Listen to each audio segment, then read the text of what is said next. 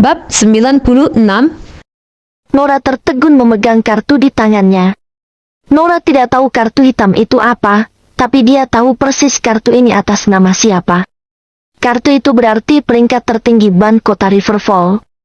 Bahkan jika kamu memiliki miliaran rupiah, kamu belum tentu bisa mendapatkannya. Seorang jutawan bahkan mungkin tidak bisa mendaftar untuk mendapatkannya.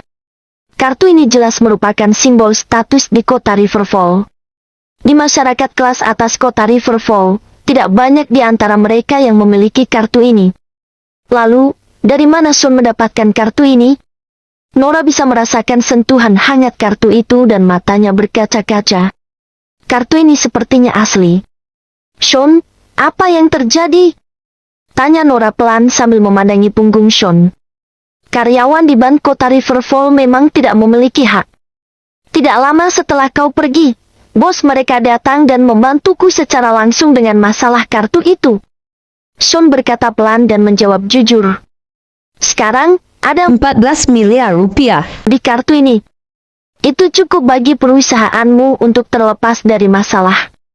Jika tidak cukup, katakan saja padaku. Sean perlahan menoleh. Dia dan Nora bertatapan selama beberapa detik. Nora terdiam, tidak bisa bicara. Sean sudah terlalu sering menipunya. Sean mengatakan Ferrari merah itu mobilnya. Namun, sekarang mobil itu ditarik kembali karena kursinya terlalu sedikit. Sean mengatakan karena dialah kerjasama antara Perkins dan perusahaan Lemon terjadi. Pada akhirnya, Tuan Lemon dan Hawk mendatangi perusahaan keluarga Perkins untuk membicarakan kerjasama 3 arah. Sean juga mengatakan bahwa 1/10 dari isi kartu hitamnya lebih dari 8,4 miliar. Nora mempercayai Sean dan pergi bersamanya untuk mengambil uang. Namun, dia diejek oleh karyawan band dan pelanggan lain di lobi. Hal terakhir yang bisa Nora terima dalam hidupnya adalah ditipu. Tapi Sean telah berkali-kali menipunya. Membuat Nora marah karena merasa dibodohi.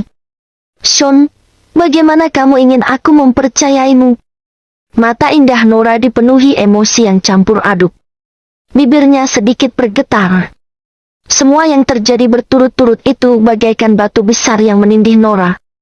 Membuatnya megap-megap dan hampir tidak bisa mengangkat kepalanya. Tapi Nora menyimpannya dalam hati dan tidak memberitahu Sean. Nora selalu beranggapan kalau Sean memohonginya karena Sean ingin Nora beranggapan tinggi tentangnya dan tidak mengusirnya dari keluarga Perkins. Nora menyadarinya dan ingin mempertahankan sisa-sisa terakhir martabat Sean. Tapi sampai hari ini, hari-hari di mana emosi terpendam meletus seperti banjir menghancurkan bendungan.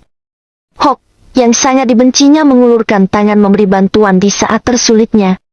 Sedangkan Sean, bukannya membantu, malah mempermalukannya. Tidak hanya itu, Sean pun hendak memukul Hawk. Dalam situasi ini, bagaimana mungkin Nora bisa merasa nyaman? Bagaimana bisa dia tidak membandingkan Sean dengan Hawk? Aku tidak peduli dengan orang lain. Tapi kau harus percaya padaku. Aku, Sean, tidak pernah membohongimu. Ekspresi Sean gamblang dan matanya terbuka seperti biasanya. Nora dan Sean berpandangan selama selusin detik. Nora lalu bernapas perlahan. Pulang dan istirahatlah. Aku sedikit lelah. Mengulurkan tangannya, Nora meletakkan kartu hitam itu di pangkuan Sean, siap mendorong kursi rodanya. Aku tidak pernah menjelaskan pada siapapun tentang apa yang kulakukan. Tapi kamu pengecualian. Sean perlahan mengangkat ponselnya untuk menunjukkan pesan teks itu pada Nora. Awalnya Nora melihat layar sekilas. Namun, tak lama kemudian dia menatapnya dengan mata terbelalak. 16 miliar 800 juta. Nora memegang kembali kartu itu sambil menarik napas dalam. Nora mencocokkan nomor kartu dengan nomor terakhir dalam pesan teks. 4 digit terakhir nomor kartu itu tepat ke 8.888. 16 miliar 800 juta rupiah. 2 miliar 800 juta rupiah, lebih dari 14 miliar rupiah. Nora bergumam karena pikirannya masih kabur. Manajer band mengatakan dia telah membayar bunganya di muka.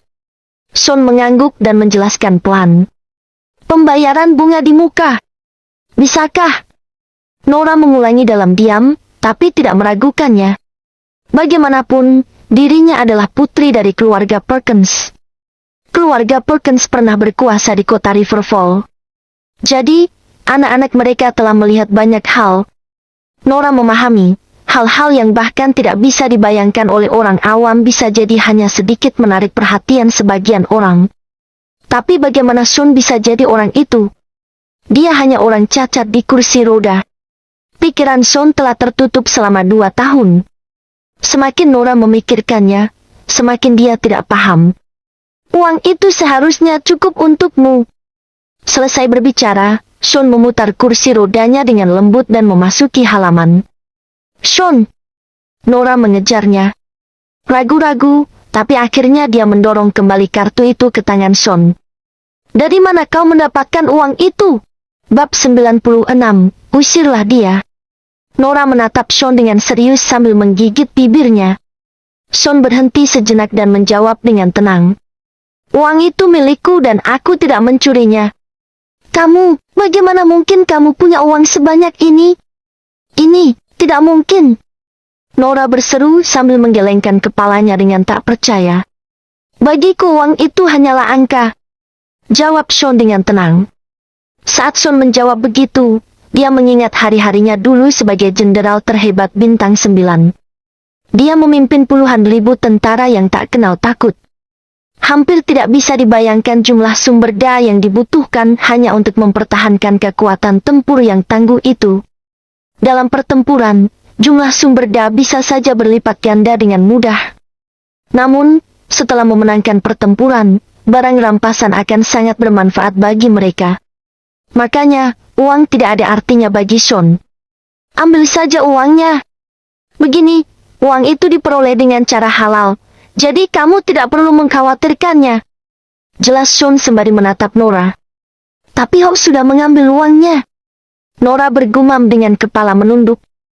Sepertinya dia telah memutuskan untuk berterus terang pada Sean. Tidak apa-apa. Sean mengangguk saat dia tahu sesuatu tentang kedatangan Hope. Nah, karena ini menyangkut bisnis, maka diperlukan akun bisnis untuk melakukan transaksi meskipun uangnya digunakan untuk membayar utang. Nenekku harus menandatangani surat-suratnya, dan itu akan memakan waktu. Nora menghela napas. Dia tahu bahwa dirinya tidak punya pilihan apapun selain menerima bantuan dari Hope kali ini. Apa masalahnya? Nora, cepatlah masuk. Namun, saat Sean hendak mengatakan sesuatu, terdengar Mei berteriak di pintu masuk. Aku datang. Nora mengangguk dan bersiap-siap untuk mendorong Sean masuk. Berhenti! Mei berseru sambil menunjuk Nora. Dia melanjutkan. Apa yang sedang kamu lakukan? Apa kamu serius mau mengundangnya ke rumah kita? Memangnya kamu tidak bisa lihat apa yang baru saja dia lakukan? Kenapa dia tidak bisa tunduk dan bersikap baik saja? Menurut hukum, kamu memang tunangan Nora. Aku akui itu, tapi katakan padaku, apa yang sudah kamu lakukan sebagai tunangannya? Mei bertanya pada Sean. Namun, ketika Nora hendak menjawab, Mei menyela. Aku tidak habis pikir kalau ternyata kamu cukup tidak tahu malu karena membuat Nora memohon bantuan pria lain untuk jadi tunangannya. Lebih bingungnya lagi saat kamu begitu ingin menyerang Hope saat dia menolong Nora. Katanya kamu bahkan mengancam ingin membuatnya lumpuh, kan? Memangnya apa hakmu sampai-sampai kamu bertindak begitu arogan, Sean? Nora, aku ingin kamu mengusirnya sekarang juga. Ternyata, teriakan Mei yang tidak bersahabat telah mengundang perhatian tetangga mereka. Para tetangga keluar dari rumah dan memandang mereka. Saat mereka menyaksikan kejadian itu terungkap, mereka semua juga bergosip tentang hal itu. Karena itu, Nora resah dan mencoba mendorong Sean masuk dengan panik. Berhenti di sana! Mei berseru sambil berdiri di depan mereka berdua dengan tangan terentang. Jadi, kamu mengerti betapa memalukannya ini, Sean? Kalau begitu, aku akan pastikan untuk meruntuhkan harga dirimu hari ini. Berkumpullah melingkar. Kalian semua, orang cacat ini sudah menumpang tinggal di rumahku selama 2 tahun. Dia bukan hanya tidak punya penghasilan, tetapi juga menghabiskan sebagian besar kekayaan keluargaku. Hari ini akan menjadi hari di mana kamu membayar hutang-hutangmu padaku. Nora telah membawa kamu ke setiap kunjungan rumah sakit sejak kamu pindah dengan keluarga kami. Itu saja sudah membuat kami menghabiskan sekitar 140 juta rupiah, kan? Kami sudah memberimu makan dan tempat tinggal tanpa mengharapkan imbalan dari kamu, tapi kamu berani mengancam Tuan Isen. Aku tidak tahu dosa apa yang telah aku lakukan sampai-sampai aku bertemu dengan pria tidak berguna seperti kamu. Hari itu, kemarahan Mei akhirnya memuncak saat dia melampiaskan kekesalannya kepada Sean. Namun, Sean terlihat begitu tenang. Dia duduk di kursi rodanya dengan bersedekap. Mei, di sisi lain, sedang melontarkan hinaan padanya sambil berdiri sejauh 2 meter darinya. Adegan ini hanya membuat tetangga sekitar menghakimi Sean. Semua orang di lingkungan itu tahu betapa tidak bergunanya Sean. Dia tidak hanya lumpuh, tapi juga tidak punya uang. Namun, mereka tidak bisa mengerti bagaimana pria cacat tanpa uang seperti dia bisa mendapatkan wanita tercantik di seluruh kota Riverfall. Hal ini membuat semua orang mengasihani Nora. Itu sebabnya tidak ada satu orang pun yang maju untuk menghentikan Mei menghina Sean. Mereka semua menikmati drama itu. Namun, Sean cuek terhadap hinaan Mei sambil menggeleng padanya. Dia tidak berniat menjelaskan apapun pada wanita itu. Satu-satunya orang di dunia ini yang layak mendapat perhatian Sean hanyalah Nora seorang. Apa lihat-lihat? Oh, apakah aku membuatmu marah? Aku kasih tahu ya. Hidupmu cukup mudah. Apa kamu tahu kalau tetangga kita, menantu Nyonya Lemon disuruh melakukan pekerjaan rumah untuk keluarganya? Dia akan ditampar kalau tidak melakukannya dengan cukup baik. Setidaknya aku tidak memperlakukanmu seperti itu, kan? Dengar, jika kamu memiliki sedikit kebaikan dalam dirimu, biarkan Nora pergi dan meninggalkan keluarga kita. Lalu aku akan bersedia melupakan semuanya jika kamu melakukan itu. Mei mengejek dan hendak menyentil kening Sean. Namun, Sean menatapnya dengan dingin. Sean dulu dikenal sebagai jenderal terhebat bintang 9. Bisa dibayangkan betapa terhormat gelarnya. Siapa yang berani menyentuh dahinya? Bahkan para baron tidak akan berani menyentuh dia. Siapapun yang berani bertindak seperti itu hanya akan berakhir mati. Apalagi rakyat jelata seperti Mei. Namun, Mei tidak tahu semua itu, jadi dia hampir menyentuh kening Sean. Belum sempat Mei menyentuhnya, Nora menampar tangannya dan bertanya, "Apa yang ibu lakukan? Apa ibu sudah gila? Ibu atau kamu yang gila? Berapa lama lagi kamu berencana untuk membiarkan pria cacat ini menahanmu? Apa kamu berencana menyia-nyiakan hidupmu untuknya sampai kamu tua dan keriput?" Mei bersedekap sambil bertanya pada Nora. Bab 97. Mari kita bicarakan ini saat dia setidaknya sudah mampu berdiri dan mengurus dirinya sendiri. Jawab Nora dengan tatapan tegas. Dengar, kalau dia setidaknya pandai dalam sesuatu, ibu tidak akan semarah ini. Terlepas dari itu, keputusan ibu sudah bulat. Dia tidak diizinkan masuk ke rumah kita hari ini. Mei terlihat begitu getir saat berdiri di depan pintu dengan tangan terulur. Keluarganya telah menjadi bahan tertawaan di lingkungan itu selama 2 tahun, jadi dia tidak keberatan dihakimi oleh tetangganya selama 1 hari lagi. Dia percaya bahwa hidupnya akan membaik selama dia berhasil mengusir Sean. Saat para tetangga menyaksikan semuanya terungkap, mereka semua menatap Sean dengan tatapan mengejek. Mereka membatin, "Wah, Sean benar-benar akan menjadi tunawisma jika dia diusir hari ini. Ya, memangnya dia punya pilihan lain. Maksudku, dia memang salah karena sama sekali tidak berguna, kan? Bukan salahmu jika kamu lumpuh, tapi setidaknya kamu harus punya uang atau koneksi. Aku juga punya seorang teman yang lumpuh, tapi dia sangat kaya. Dia memiliki keluarga yang sangat penyayang juga. Bisa dibilang dia menjalani kehidupan yang cukup baik, kan? Bagaimanapun, dia memang salah. Dia tidak punya uang ataupun kemampuan, dan tidak punya koneksi dengan siapapun yang berpengaruh." Para tetangga saling bergosip sambil menyaksikan kejadian itu terungkap. Tiba-tiba, terdengar suara klakson mobil yang nyaring dari belakang kerumunan itu. Secara refleks, kerumunan beberapa puluh orang itu menyingkir dan membiarkan mobil itu lewat. Mereka disambut oleh rombongan mobil yang melaju dengan perlahan. Total ada 8 mobil, semuanya sangat mahal dan mewah. Mobil terdepan adalah sedan hitam yang tampak mewah. Logonya berbentuk B besar dengan sayap yang menonjol di kedua sisinya. Mobil itu cukup menjadi tontonan. Wah, apakah itu Bentley? Ya, benar. Astaga, paling tidak mobil itu seharga 14 miliar rupiah. Pemiliknya pasti benar-benar kaya. Astaga, lihat plat nomor mobil itu. 4 angka 7. Gila. Tunggu, 4 angka 7. Itu mungkin milik. Sementara semua orang tercengang, rombongan mobil itu terus bergerak menuju rumah keluarga Perkins. Nora juga kaget saat itu terjadi. Semuanya, mulai dari tampilan mobil Bentley yang mengkilap hingga pengecatannya yang sempurna, sangat menakjubkan. Begitu rombongan berhenti, pintu-pintu mobilnya langsung terbuka. Selain Bentley, 4 pria berpenampilan kekar yang terlihat seperti pengawal keluar dari masing-masing 7 mobil lainnya. Semuanya memakai kacamata hitam dan mengenakan jas hitam. Mereka tampak sangat mengintimidasi. Ada sekitar 30 pengawal berjas hitam yang berdiri dengan teratur ketika keluar dari 7 mobil. Baik Mei maupun Nora benar-benar tercengang melihat tampilan seperti itu.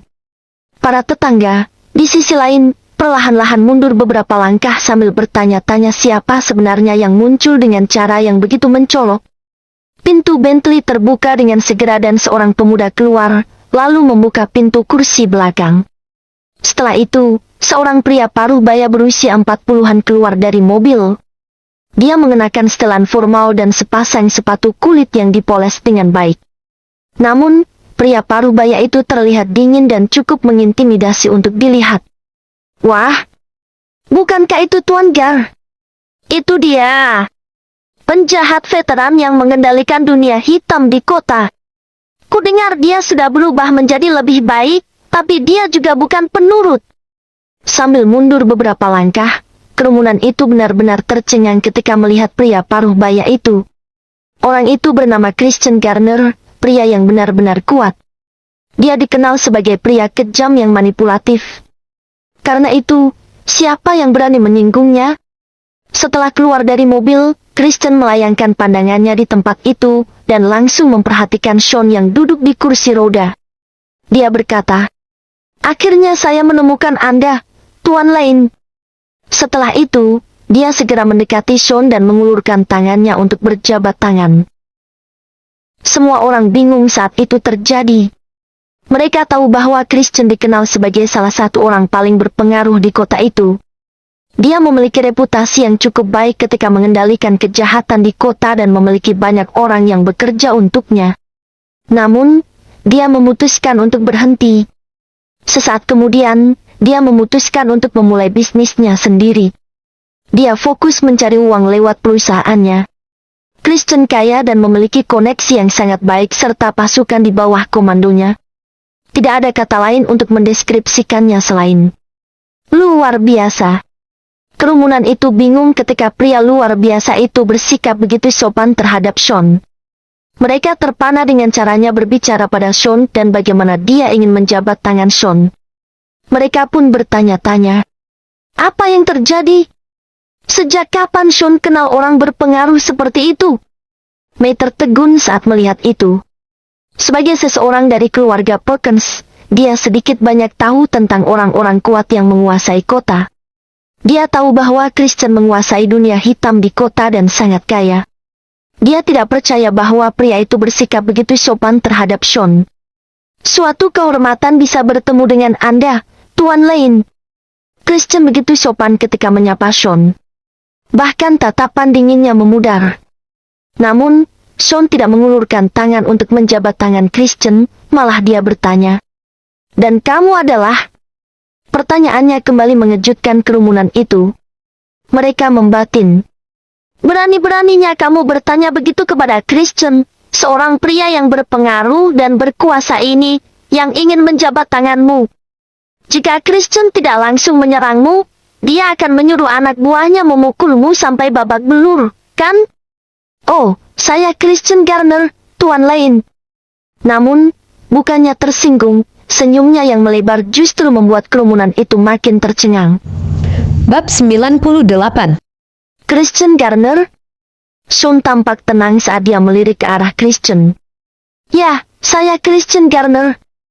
Tubuh Christian sedikit membungkuk, dan senyum menghiasi wajahnya. Sean kembali melirik Christian. Saya tidak mengenalmu, ucapnya sambil menggelengkan kepala. Gah. Senyum di wajah Christian langsung berubah kaku. Para tetangga semua sama bingungnya ketika mereka mendengarnya. Namun, May adalah orang yang paling gugup saat itu. Dia tidak tahu mengapa Christian ada di sana. Namun, dia tahu reputasi Christian. Christian dulunya adalah tokoh penting di dunia hitam kota Riverfall. Dia adalah orang yang kejam dan jahat. Sebagai seorang tokoh kriminal yang berpengaruh, dia tidak terlibat secara langsung, tetapi banyak insiden yang dikaitkan kembali padanya. Apakah akan ada konsekuensi bagi Sean jika dia membuat Christian marah?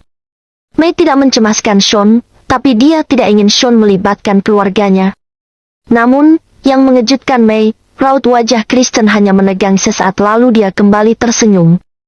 Baiklah, Tuan Lane, Anda tidak mengenal saya, tapi sudah cukup kalau saya mengenal siapa Anda, kata Christian sambil terkekeh. Saya telah memesan kamar pribadi di Hotel Dragon Bread. Saya ingin mengundang Tuan Lane untuk makan malam santai di sana. Christian terdengar sopan dan bahkan rendah hati saat dia mengatakan itu. Banyak orang yang terkejut ketika melihat peristiwa itu. Apa yang Sean, si cacat, lakukan untuk membuat seorang pria seperti Christian memperlakukannya dengan hormat? Saya tidak ada waktu. Jawaban Sean membuat semua orang terdiam. Ahem. Christian membeku, dan sedikit kemarahan melintas di matanya. Tidak ada yang pernah menolaknya begitu saja. Meski begitu, dia hanya bisa menahannya. Lagi pula, dia ingin menanyakan sesuatu pada Sean. Tuan Lane, yang memperkenalkan saya pada Anda adalah Tuan Lemont. Dia sedang menunggu Anda untuk pergi ke hotel sekarang. Christian memelankan suaranya dan berbisik pada Sean. Identitas Sean agak sensitif. Dia tidak bisa terlalu dekat dengan Scott untuk mencegah hubungan mereka diketahui. Oleh karena itu, kata-kata Christian hanya untuk didengar Sean dan Christian saja. Sean tersenyum. Dia merasa cukup senang. Mungkinkah Scott menemukan ramuan obat yang dia butuhkan? Kaki Sean bisa pulih sepenuhnya dengan menggunakan formula obat itu. Selain itu, sebagian besar ramuan obat yang dibutuhkan dalam resep dapat diperoleh dari tempat penyimpanan ramuan obat keluarga Lemont. Hanya ramuan hati berlian uniklah yang terbukti sulit untuk ditemukan. Scott telah berjanji pada Sean untuk menemukan ramuan itu. Mungkin dia telah berhasil menemukan apa yang dicarinya. Kenapa dia mencari saya? Sean langsung bertanya. Tuan Lane, bagaimana kalau kita melanjutkan diskusi kita di hotel? Wajah Christian berseri-seri saat berbicara dengan Sean. Sean menganggukkan kepalanya. Itu tidak masalah bagi saya. Kalau begitu, Tuan Lane, mari kita pergi sekarang. Christian bergegas mengulurkan tangan untuk mendorong kursi roda Sean. Dia tidak melihat orang-orang yang mengelilingi mereka. Nora agak ragu tapi kemudian mengumpulkan keberaniannya untuk menghampiri mereka. Apa yang kamu inginkan? Meskipun dia takut pada Christian, dia tidak akan pernah membiarkan Sean dibawa pergi begitu saja. Siapa kamu? Enyahlah! Seorang pengawal di belakang Christian menunjuk Nora dan memakinya. Christian juga melirik ke arah Nora. Meskipun Nora terlihat sangat cantik, Christian juga memiliki teman kencan lainnya yang tak kalah cantik dari Nora. Dia terbiasa memperlakukan wanita dengan tidak hormat, jadi dia tidak merasa apa yang dilakukannya salah. Namun, dia tiba-tiba merasa hawa dingin menjalar di tulang punggungnya. Christian menoleh dan mendapati Sean tengah memelototi pengawal berpakaian hitam itu. Wanita itu adalah istri saya. Nora tertegun saat mendengar 5 kata yang sederhana itu. Saat itu juga, perasaan yang aneh melonjak di dalam dirinya. Perasaan itu membuatnya tersipu. Dia merasa malu sekaligus marah. Ari! Di sisi lain, Christian dan pengawal itu terdiam mendengar perkataan Sean. Sial. Sulit sekali mengajak Sean pergi bersama mereka. Jika Sean menolak pergi ke hotel karena masalah ini, upaya mereka semua akan sia-sia. Sial! Christian melangkah maju dan menampar pengawal itu hingga beberapa kali. Suara tamparan yang tajam menggema selama berlangsungnya peristiwa itu. Setiap tamparannya benar-benar tidak kenal ampun.